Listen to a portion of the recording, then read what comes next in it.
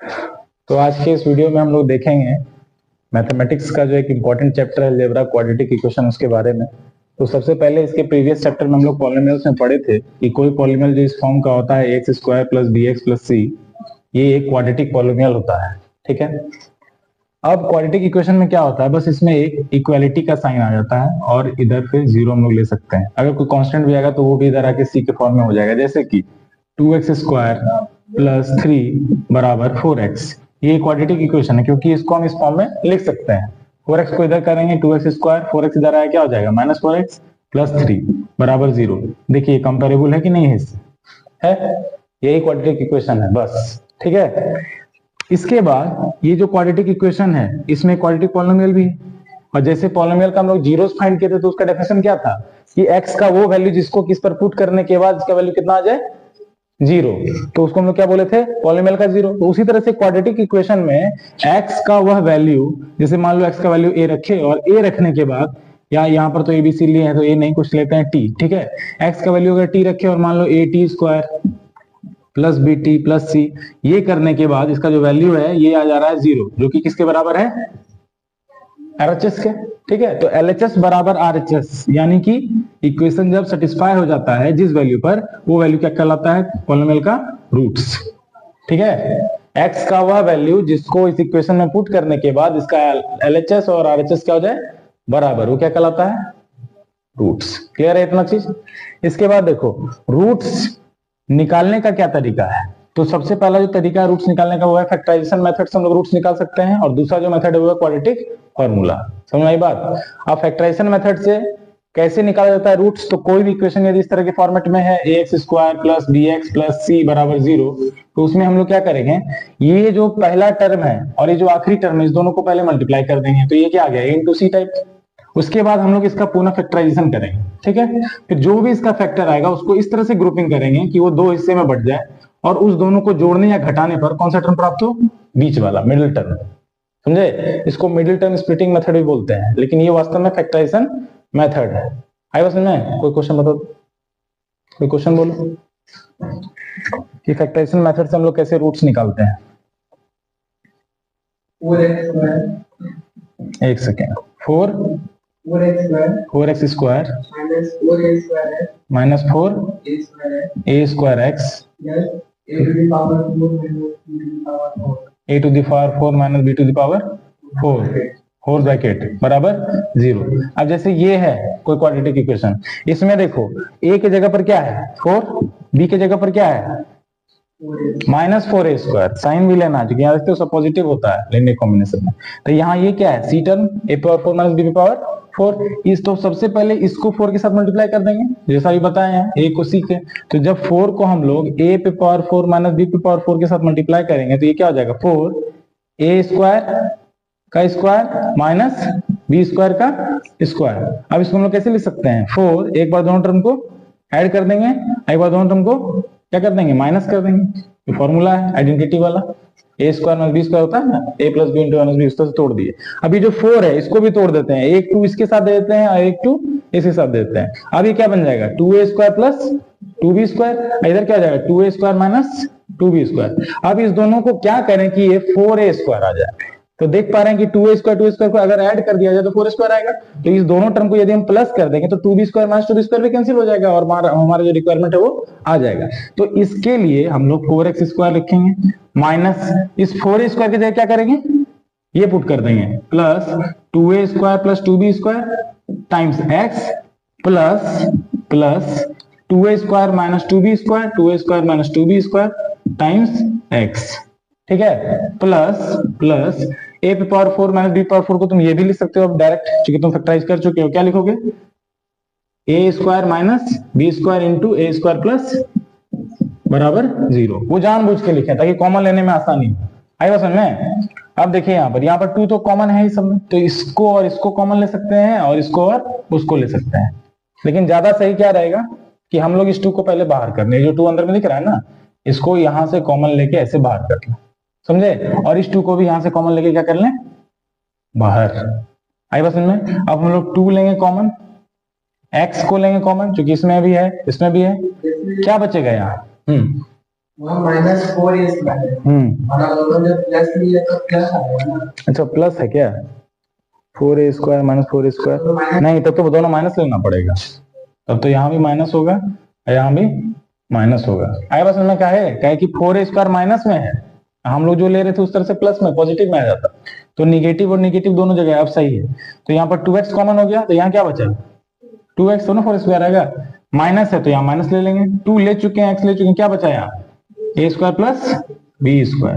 यहाँ पर minus common ले लेंगे, 2 इसमें भी है उसमें है नहीं है, x इसमें उसमें भी नहीं है, तो कॉमन है, a² में b² दोनों में कॉमन है, तो a² माइनस b² कॉमन, यहाँ क्या बचा?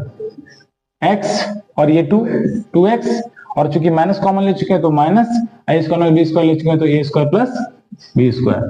देखो यही हो गया फैक्टराइजेशन इसका। यहाँ पर देखो अंदर वाला ये टर्म और अंदर वाला ये टर्म सेम है, तो क्या करेंगे? कॉमन ले लेंगे, 2x minus a² plus b², और यहाँ क्या बचा तब? 2x, यहाँ क्या बचा? Minus a² minus b² is equal to क्या हो गया? 0। उसके बाद ये वाला वैल्यू को जब बराबर करोगे तो 2x minus a² plus b² है, a प्लस b² कहां चला जाएगा? उधर चला जाएगा, तो यहाँ पर से एक वैल्यू आएगा x बराबर a² प्लस b² बाई 2, और जो दूसरा वैल्यू आएगा x बराबर a² माइनस b² बाई 2। तो इस तरह से दो रूट्स इसका निकल गया। ये जो x का 2 मान है, यदि आप इसको पुट करके वेरीफाई करना चाहते हैं कर सकते हैं। इसको जैसे ही तुम इस इक्वेशन में पुट करोगे तो ये LHS जो क्या सॉल्व करके देगा? 0 दे देगा, जो कि RHS के बराबर है। क्लियर है यहां तक? तो इस तरह से फैक्टराइजेशन मेथड से निकालते हैं। तो एक सिंपल क्वेश्चन दो और, ये थोड़ा सा कॉम्प्लेक्स प्रॉब्लम हो जाता है इसका, थोड़ा और कोई इजी प्रॉब्लम है तो वो दो, जिसमें नंबर हो, वेरिएबल्स ना हो। इसमें वेरिएबल है एक और, हालांकि ये यहाँ ट्रीट हो रहा है कांस्टेंट, ये जो a और ये जो b है यहाँ किस तरह से ट्रीट हो रहा है? कांस्टेंट। ये क्वाड्रेटिक इक्वेशन x में दिया हुआ है, कैसे पकड़ेंगे? x में दिया हुआ है, क्योंकि पावर किस पर है? x पर है ना, तो ये क्वाड्रेटिक इक्वेशन किस में दिया हुआ है? x पर। ठीक है, एक और क्वेश्चन दो।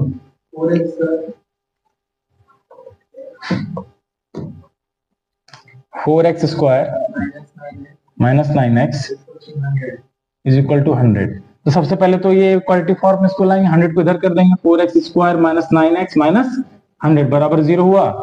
अब इसके बाद क्या करेंगे? 100 इंटू 4 करेंगे तो 400 हो जाएगा, और उसको फैक्टराइज कर लेंगे। तो 4 को पहले कर लेते हैं 2 इंटू 2, और 100 को बाद में कर लेते हैं। 2 2 जा 4, 4 5 जा 20, 25 जा, ठीक है। अब इसका कॉम्बिनेशन ऐसा लेना है कि 9 आ जाए, तो 2 2 जा 4, 2 2 जा 4, 4 प्लस 5 नहीं होगा, कैसे हो जाएगा? 2 2 जा 4 का कॉम्बिनेशन लोगे, फिर 2 2 जा 4 5 जा 20 लोगे, 4 5 जा 20 नहीं होगा, -9 लाना चाहिए, यानी अंतर जो है वो 9 का आना चाहिए माइनस में। तो ये कैसे संभव हो पाएगा? 2 2 जा 4, 4 2 जा 8, 8 2 जा 16, 5 5 जा 25, 16 और 25 में कितना का अंतर है? 9 का अंतर है। तो 4x², और यहाँ चूंकि माइनस है तो बड़ा वाला जो 25 आ रहा है उसको माइनस में ले लेंगे, और 9 को क्या करेंगे?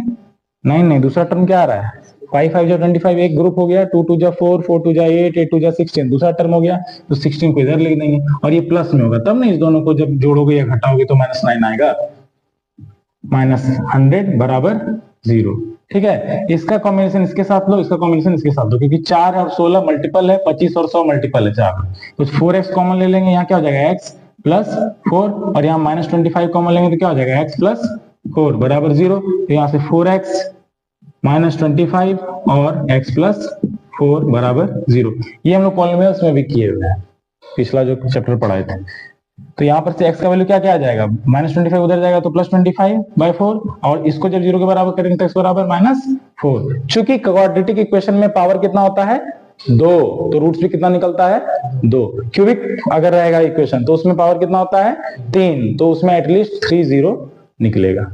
क्लियर है? तो ये तो था फैक्टराइजेशन मेथड से कैसे सॉल्व करते हैं। एक और मेथड है यूजिंग क्वाड्रेटिक फॉर्मूला, या इसको श्रीधराचार्य रूल भी हम लोग बोलते हैं। तो क्वाड्रेटिक फॉर्मूला जो है उसको हम लोग को पहले याद, तो यहाँ पर किसी कारण से ऑडियो कट हो जाने के कारण यहाँ पर हम लोग फिर से इसको प्रोसीड कर रहे हैं। ठीक है, तो अभी तक हम लोगों ने फैक्टराइजेशन मेथड से क्वाड्रेटिक इक्वेशन का रूट्स निकालना देख लिया था। अब हम लोग इसमें श्रीधराचार्य रूल, जिसको हम लोग क्वाड्रेटिक फॉर्मूला रूल बोलते हैं, उसको हम लोग अप्लाई करेंगे।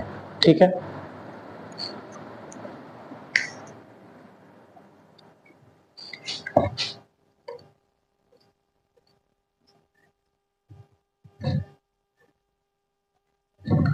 ये जो क्वाड्रेटिक फॉर्मूला है ये बहुत इंटरेस्टिंग फॉर्मूला है, बिकॉज इसमें हम लोग किसी भी दिए गए क्वाड्रेटिक फॉर्मूला जो कि x² + bx + c = 0 के फॉर्म में है, इसका रूट्स डायरेक्टली निकाल सकते हैं बिना फैक्टराइजेशन किए। क्योंकि ये क्वाड्रेटिक इक्वेशन है तो इसमें 2 रूट्स निकलेगा, क्योंकि इसकी जो डिग्री होती है वो 2 होती है। ठीक है, since the degree is 2 so number of roots is also 2। तो 2 डिग्री होने के कारण इसमें रूट्स की संख्या भी 2 है। तो मान लेते हैं कि इस क्वाड्रेटिक इक्वेशन का जो 2 रूट है वो होता है अल्फा और बीटा। ये जस्ट एक नोटेशन है, हम लोग दोनों में से किसी भी जीरो को अल्फा या बीटा बोल सकते हैं। ठीक है, ये x1 x2 भी किसी किसी बुक में लिखा हुआ रहता है। तो x की जो वैल्यू है वो होती है minus times b plus minus √d by 2a। अब इसमें ये जो प्लस और माइनस है, एक बार में पॉजिटिव अगर हम लोग साइन लेंगे तो नेक्स्ट रूट निकालने के लिए हम लोग निगेटिव साइन लेंगे। फॉर एग्जांपल अल्फा यदि लिखना होगा तो लिखेंगे -b plus √d by 2a, और बीटा यदि लिखना होगा तो लिखेंगे -b minus √d by 2a। जहां b और a ऑब्वियस दिख रहा है हम लोग को, क्वाड्रेटिक इक्वेशन में वही है। d क्या है, तो d को डिस्क्रिमिनेंट बोलते हैं, जो कि होता है b² - 4ac, और ये बहुत इंपॉर्टेंट फैक्टर होता है इस फॉर्मूला में। इससे हमें रूट्स का नेचर ही पता चलता है, जो कि हमारा नेक्स्ट टॉपिक भी है, नेचर ऑफ रूट्स। रूट्स का नेचर का मतलब होता है कि ये रूट्स वास्तव में है क्या। रूट्स कोई न्यूमेरिकल वैल्यू है। अब ये न्यूमेरिकल वैल्यू जो है वो नंबर 2 प्रकार के होते हैं, रियल नंबर और इमेजिनरी नंबर या कॉम्प्लेक्स नंबर। तो रूट्स हमारा रियल भी हो सकता है या इमेजिनरी भी हो सकता है। ठीक है, तो इस चीज को पता करने के लिए हमें डी पर थोड़ा रिसर्च करना पड़ेगा, और वो रिसर्च बेसिकली सिंपल सी बात है, और ये है कि डी का वैल्यू यदि 0 हो जाता है तो उस केस में ये दोनों रूट सेम हो जाएंगे, क्योंकि डी का वैल्यू 0 हुआ तो रूट 0 0, यहाँ भी 0, तो ये पार्ट खत्म हो गया, इसका भी, ये पार्ट इसका भी खत्म हो गया, तो बचा क्या, -b/2 है, यहाँ भी -b/2 है। यानी इस केस में अल्फा बराबर क्या हो जाएगा, बीटा, यानी बोथ रूट्स आर सेम। ये पहला बात हुआ। और दूसरी बात रियल, यानी दोनों रूट्स बराबर भी होंगे और रियल भी होंगे। ठीक है, क्योंकि ये d की वैल्यू जब 0 हो जाएगी तो बचेगा b और 2a, जहां पर a b c हम लोग शुरू से ही पढ़ रहे हैं कि यहाँ पर क्वाड्रेटिक इक्वेशन में क्या होता है, a और b और c ये रियल नंबर्स होते हैं। तो b और a रियल नंबर का डिवीजन भी एक रियल नंबर होता है, इस वजह से ये रियल भी हो जाएगा और दोनों रूट सेम भी हो जाएगा। d की वैल्यू यदि 0 से बड़ी होती है इन केस, तो जब d की वैल्यू 0 से बड़ी हो जाएगी तो रूट के अंदर का क्वांटिटी पॉजिटिव है, और पॉजिटिव नंबर्स का जो रूट होता है वो हमेशा रियल होता है। तो यानी इस केस में रूट्स कैसा होगा, रियल, एंड दोनों ही रूट्स अलग अलग होंगे, डिस्टिंक्ट होंगे। क्योंकि जब यहाँ पर हम लोग रूट डी को प्लस करेंगे और यहाँ पर रूट डी को माइनस करेंगे, तो ये जो दोनों क्वांटिटी, इसमें क्वांटिटी बढ़ेगी, इसमें क्वांटिटी माइनस रूट डी करने पर घटेगी, तो दोनों यहाँ पर अल्फा जो है और बीटा जो है वो नॉट इक्वल आएंगे। ठीक है, यानी इसलिए हम लोग इसको क्या कह रहे हैं, डिस्टिंक्ट कह रहे हैं। ठीक है, और last case and the most important case, जिसको हम लोग हायर क्लास में और अच्छे से डील करते हैं, वो है डिस्क्रिमिनेंट जब 0 से छोटा होगा, यानी नेगेटिव यदि आ जाए डिस्क्रिमिनेंट तब क्या होगा। तो जब d 0 से छोटा होगा तो किसी भी नेगेटिव नंबर का जो रूट होता है वो क्या होता है, इमेजिनरी होता है। तो इमेजिनरी होता है इस केस में, तो हमारा जो रूट्स होगा वो भी क्या होगा, इमेजिनरी होगा। रूट्स आर इमेजिनरी, और इमेजिनरी रूट्स की एक खासियत है कि हमेशा कॉन्जुगेट पेयर में होते हैं, तो इसलिए ये जो 2 रूट्स आएगा ये एक दूसरे का कॉन्जुगेट होगा। कॉन्जुगेट कॉम्प्लेक्स नंबर का पार्ट है, ये क्लास 10th में नहीं है, हम लोग 11th क्लास में जो 3rd चैप्टर है कॉम्प्लेक्स नंबर्स में हम लोग पढ़ेंगे। तो बेसिकली ये क्वाड्रेटिक फॉर्मूला इजी मेथड होता है, क्योंकि जिस सवाल में हम लोग फैक्टराइजेशन नहीं लगा सकते हैं वहां पर हम लोग इसको लगा करके अल्फा और बीटा आराम से निकाल सकते हैं। इससे रिलेटेड कुछ वर्ड प्रॉब्लम भी हम लोग फर्दर एक्सरसाइज में करेंगे। तब तक के लिए इतना ही। आई होप आपको ये अच्छे से समझ में आया होगा। अब इस पर रिलेटेड जो न्यूमेरिकल्स है वो हमारे नेक्स्ट वीडियो में आएगा। Thank you.